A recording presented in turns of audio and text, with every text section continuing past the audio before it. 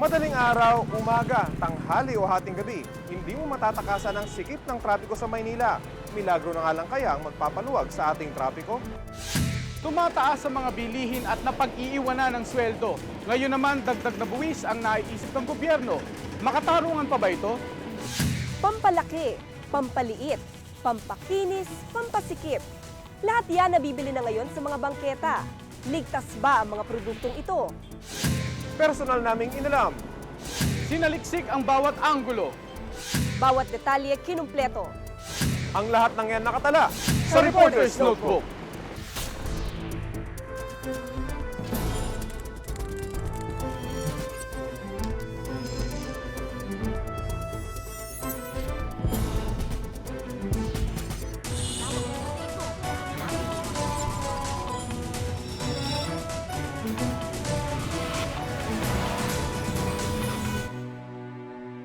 Daan-daang gamot, bitamina at pagkain ang pumapasok sa bansa taon-taon. Bagsakan ng araw tayo ng mga di-aprobadong produkto sa ibang bansa. May laban ba tayo sa ganito?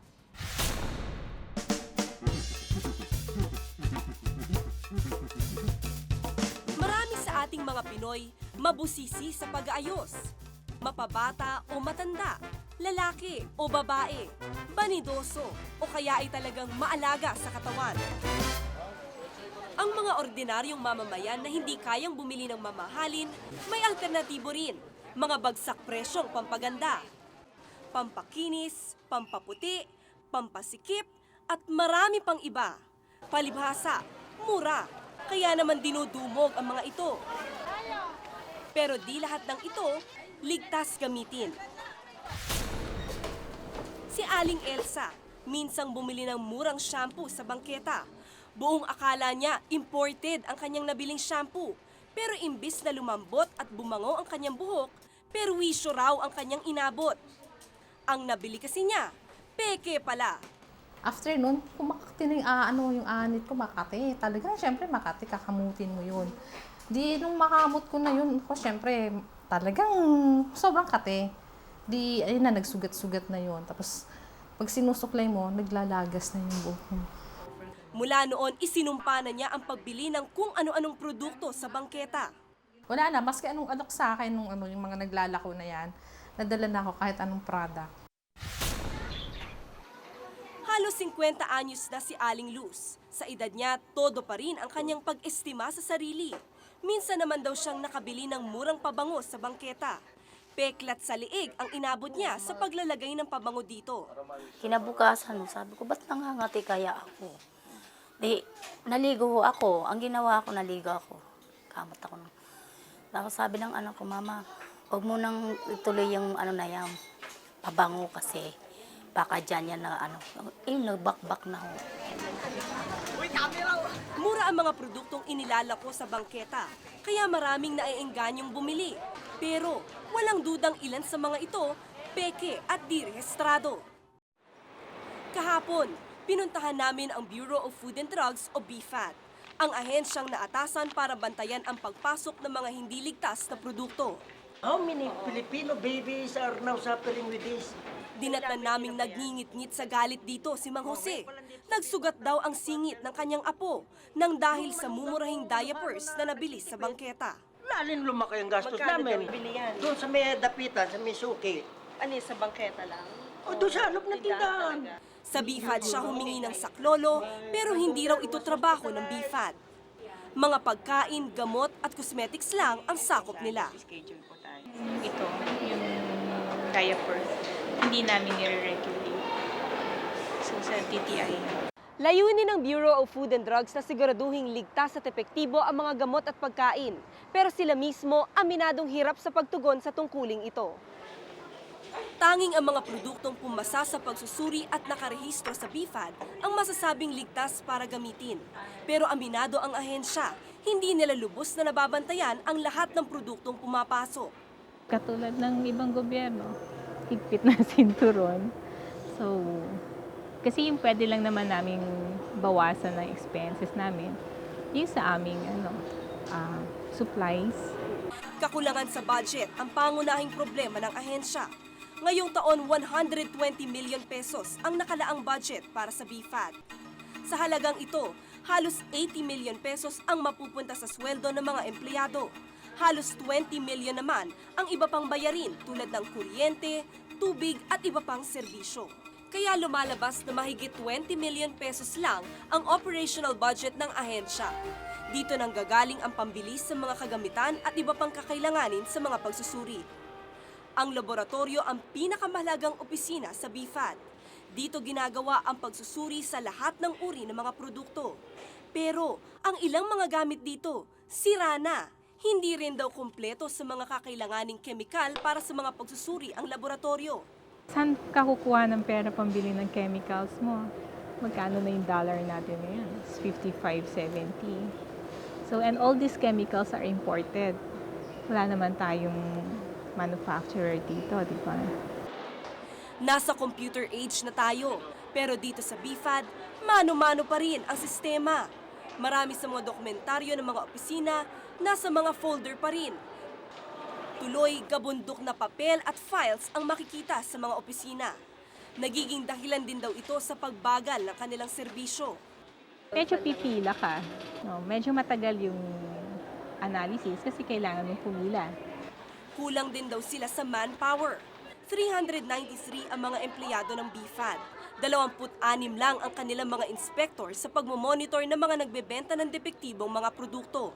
Tinutulungan din, pinag-aaralan din ng DOH kung paano madadagdagan yung technical personnel natin, technical staff ng Bureau para ma-increase din yung monitoring. Ayon sa BFAD, kailangan na rin daw amyendahan ng batas para sa pagpapataw ng parusa sa mga namimeke o namimirata ng produkto.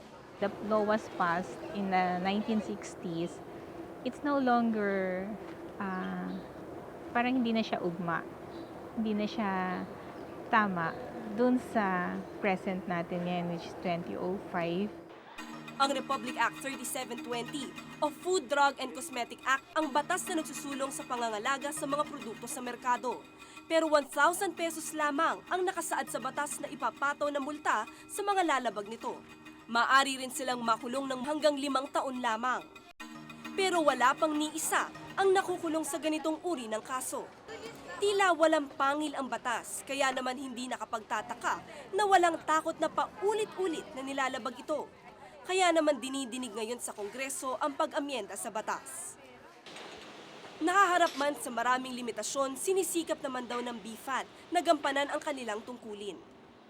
We are doing our best, no? So, katulad yan, minsan, kung kailangan ng assistance sa region, pupunta yung ating NCR inspectors, tutulong sila. So, may coordination naman.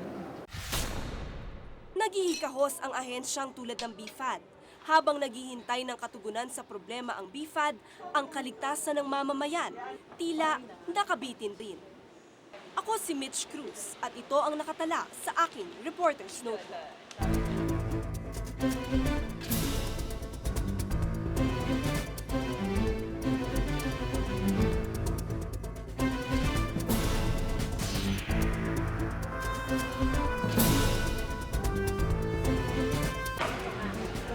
Ang kinikita mo, mababawasan pa ang mabibili dahil sa dagdag na buwis. Ipaliliwanag yan sa pagpapatuloy ng Reporter's Notebook.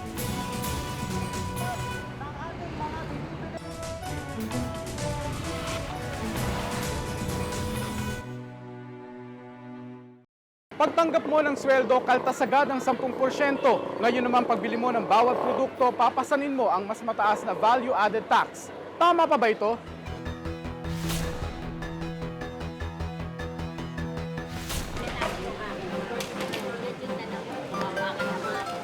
Sa hirap ng buhay, kailangan ang paghihigpit ng sinturon. Kaya para sa maraming Pilipino, mahalaga ang bawat pisong kinikita. Pero paano kung ang gobyerno kailangan pang mamalimos ng barya sa kanyang mamamayan? 10% ang value-added tax na ipinapataw sa mga produkto at serbisyo ngayon. Kasalukuyan ng may VAT ang mga produkto gaya ng pagkain, damit, sapatos, gamot at makinarya. Pati mga serbisyo tulad ng Food Establishment at Employment Agency may VAT din. Marami ang nagrereklamo na sa buwis na ito. Pero kamakailan lang iminungkahing itaas pa ito sa 12%. Bagamat sinisingil ang VAT sa mga nagninegosyo at nagbibigay serbisyo, ang mga pumapasan daw nito ay mga mamimili rin.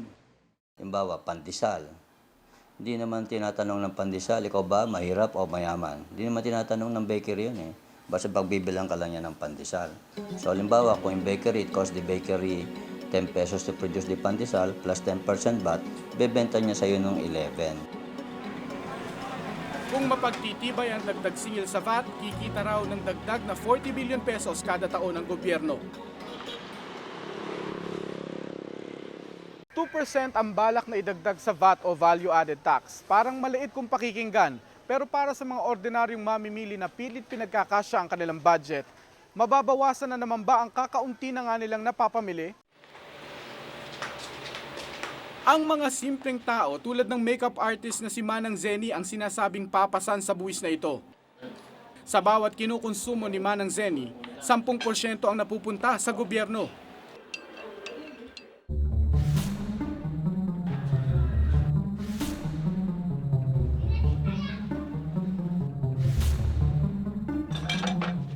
Pero kakayanin pa nga ba ng isang inang gaya niya na may 4 na anak at mga apo ang dagdag gastos? Hindi naman mabubuo piso kung walang sentimo. Kaya talagang importante yun. Ayon sa mga eksperto, tinatayang mahigit 200 piso kada buwan ang madaragdag sa gastos ng bawat pamilya kapag naipatupad ang 12% VAT. Ay, naku.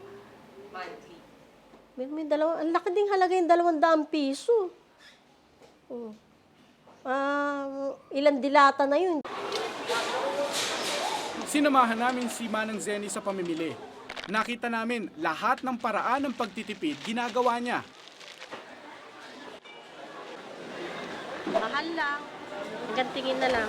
Mahigit 800 piso ang ginastos ni Manang Zenny para sa 4 na araw na pagkain. 80 pesos dito ang napunta sa VAT.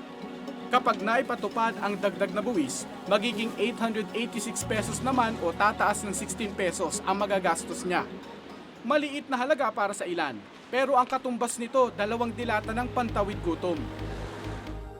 Ang House Bill 3555 ang panukalang magtataas ng singil sa VAT. Di pa tiyak sa ngayon kung mayroong mga produktong makaliligtas sa VAT increase at kung ano-ano ang mga ito. Mababa ang sweldo! Matapos kasing magsagawa ng protesta ang ilang grupo laban sa panukala, biglang kumambyo ang mga mambabatas. Pag-aaralan daw nila ang pag-exempt o hindi pagsali sa VAT ng mga produktong malapit sa sikmura ng masa. Pero sa gitna ng pambabatikos, porsigido ang Malacanang at mga kaalyado nito sa Kongreso sa pagtataguyod ng panukala. Because we need the money now. No? Maybe later on, pagka naibsan na natin itong sitwasyon na ito, maybe pwedeng mag-relax ulit. Maybe we can grant exemptions. They will not oppose the increase. Pero ayon sa ilang grupo, kung paghuhusayan lang ng gobyerno ang koleksyon ng buwis, di na kailangan ang panukalang ito. Both yung hindi nakokolekta yung dapat kolektahin at saka ini-exempt yung mga dapat na kinokolektahan. Ibang usapin pa yung nawawala dahil sa graft and corruption. Kaya tingin namin, bago taasan yung rate, ayusin na muna talaga natin yung administration, yung sistema. Marami raw ang hindi nagbabayad ng tamang buwis at kung masisingil lang sila, aabot daw ng 200 billion pesos ang makukolekta mula sa mga tax evader. Barya lang kung ikukumpara ang 40 billion pesos na planong makukuha mula sa bulsa na naghihingalong mamamayan. Dagdag pa ng ekonomista, nawawalan tayo ng pera dahil sa tax incentives ng foreign investors. Alam mo, hindi naman investor ang papatagbo ng bansa nito, saka napapaunlad ng ating itong na Pinoy na nasa abroad, OCW. Ang pinapasok nilang pera, $8 billion a year. Nitong 2003, nagpasok ang mga OFW ng $8 billion sa bansa, samantalang ang mga sinusuyong foreign investors, mahigit $2 billion lang ang ipinasok.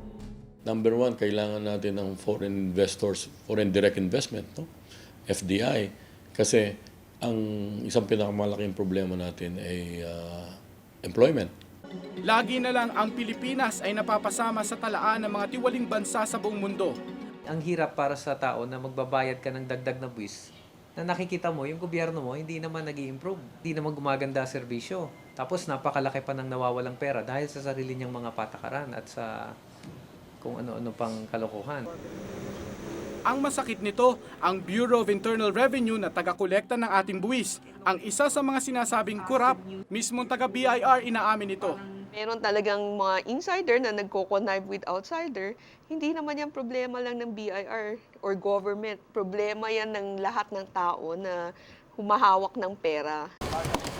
Dapat raw ay gawing computerized ang sistema. Mababawasan ang lagayan, mapapabilis pa ang trabaho.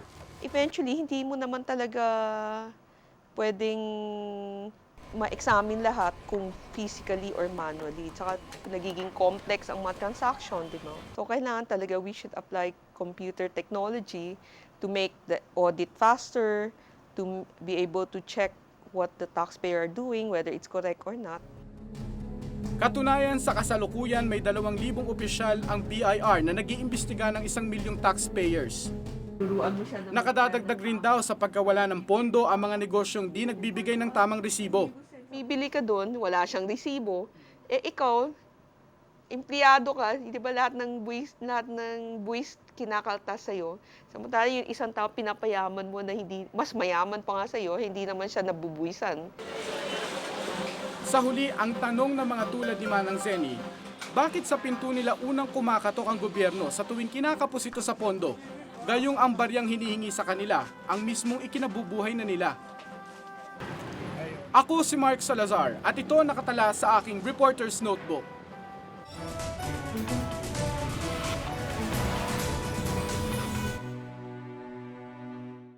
Isa sa mga nakikitang sanhi ng tumitinding traffic sa Metro Manila ay ang padaming-padaming bilang ng mga sasakyan, pero halos hindi naman nadadagdagan ang bilang ng mga kalsadang pwedeng daanan.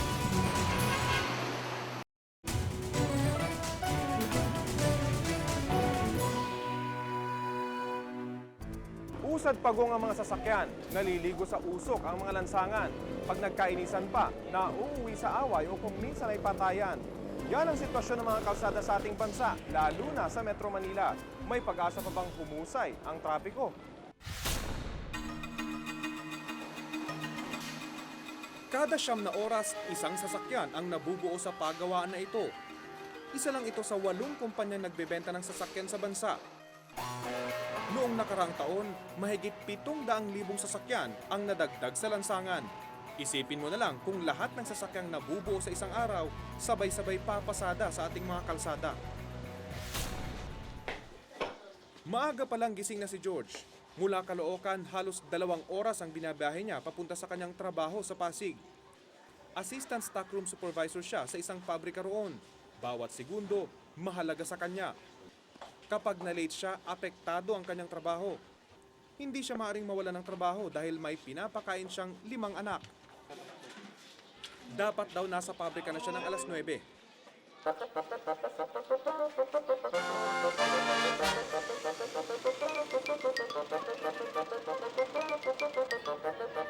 Late na nang dumating si George. Kung kukwentahin, halos 2 oras ang biyahe niya. Ibig sabihin, gumising siya ng mas maaga pa dito para maghanda sa pagpasok. Sa totoo lang sir, nahihirapan ako eh. Tatapatin ko yun, mas nahihirapan ako nakapapagod ako sa biyahe ko kasi sa trabaho ko. Para maibsan ang buhol-buhol na traffic, kung ano-ano ng paraan ng pagdidisiplina ang naisip ng MMDA o Metro Manila Development Authority. Nandyan ang number coding. Ang footbridge para hindi makakasagabal ang mga tumatawid. At ang U-turn slot sa mga pangunahing lansangan. We have to begin with our enforcers. That's why we have this academy. At we have to professionalize siguro yung enforcement group namin para sundin at bigyan ng respeto mga drivers. Pero tila hindi pa rin ito sapat. Ayon kay Professor Primitivo Cal ng UP School of Urban and Regional Planning o SURP, hindi raw epektibo ang ilang U-turn slot.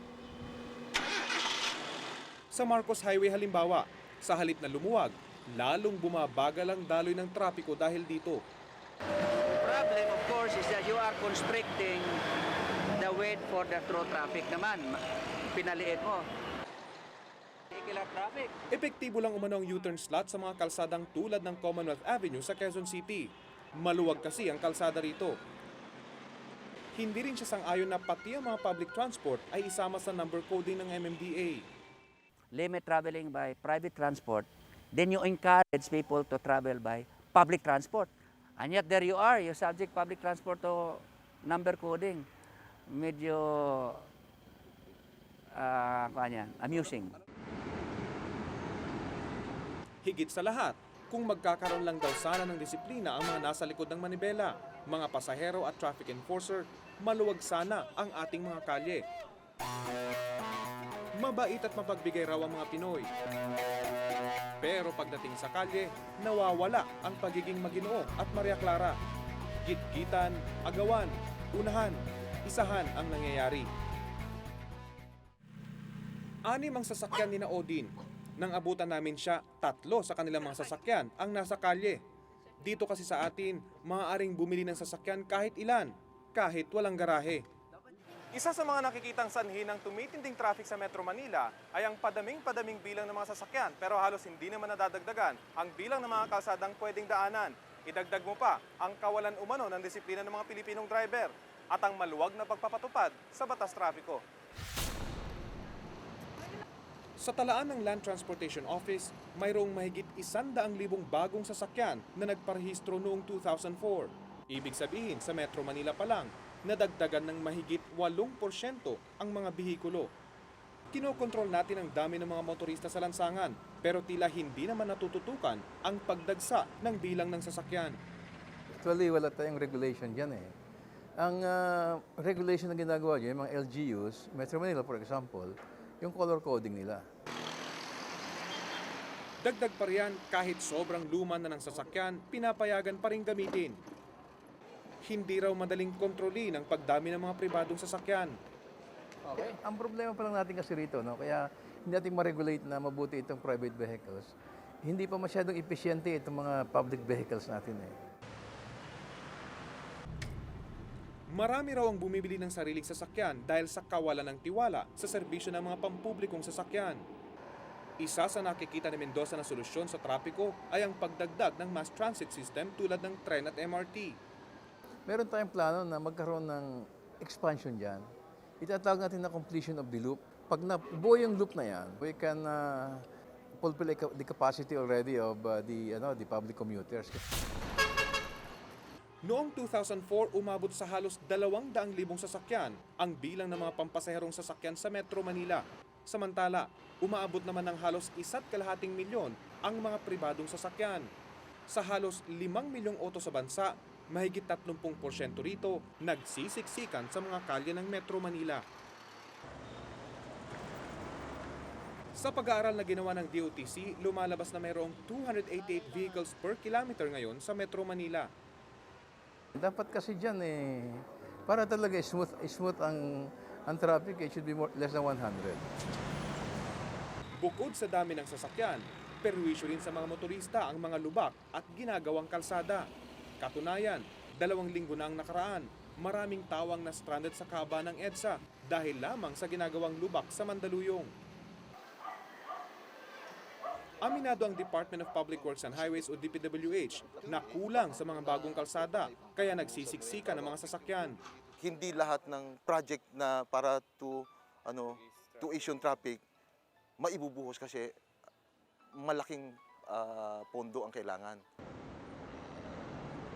Sa 13 kalsadang kailangang ipagawa, 9 dito ang nabigyan ng pansin at ilan naman sa mga pinapagawang kalsada taon ang binibilang bago matapos ang proyekto. Tulad na lamang ng 3 taon ng ginagawang Tulay Kalayaan na nagkakahalaga ng mahigit 30 milyong piso. Inaasahang magpapaluwag sana ito ng trapiko sa lugar. Malaking yung sa squatters pero ang ginagawa namin ng paraan yan such that ahead pa lang bago pa lang simulan yung project binibigyan namin ng solusyon yung sa mga squatters. Sa kabuuan, 3 hanggang 5 bilyong piso kada taon ang kailangan para sa pagpapagawa ng ating mga kalye. Halagang salat ang ahensya. Merong wrong notion na lahat ng karsada DPWH ang in charge.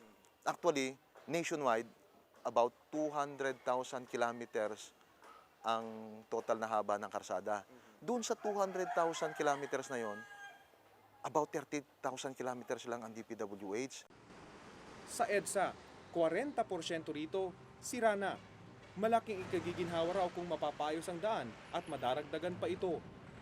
Sa panahon ngayon, bawat minuto importante, bawat oras may katumbas na halaga.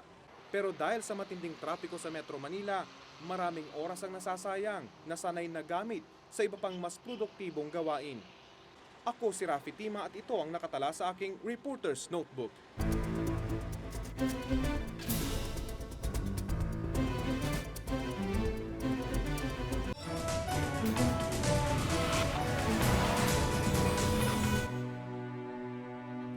Kung may nais kayong ipasiyasat na issue o balita, maaari kayong tumawag sa amin sa numerong 928-4239. Maaari rin kayong mag-email sa amin sa reportersnotebook@gmanetwork.com.